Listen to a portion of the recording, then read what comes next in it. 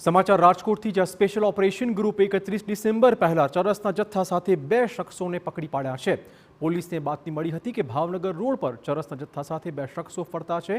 તેના આધારે પોલીસે તપાસ આરંભી અને શબ્બીર શેખ અને અક્ષય કથરેચા નામના 2 શખ્સો પાસેથી 3 કિલોગ્રામ 65 ગ્રામ ચરસનો જથ્થો પકડી પડાયો છે। પોલીસે આ બંને શખ્સો નશીલા પદાર્થનો જથ્થો ક્યાંથી લાવ્યા અને કોણે આપવાના હતા તે દિશામાં તપાસ કરી રહી છે। 31 ડિસેમ્બર નજીક છે અને કેટલાક લેભાગુ લોકો નશીલા પદાર્થનું સેવન કરતા હોય છે। તે પહેલા પોલીસે આ મોટી કાર્યવાહી કરે છે।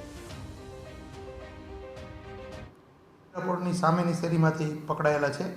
શબ્બીર શેખ અને અક્ષય કથરેચા કરીને 2 વ્યક્તિઓ પકડાયેલા છે રિક્ષામાં, અને 3 કિલો 965 ગ્રામ જેવા જથ્થા સાથે પકડાયેલા છે।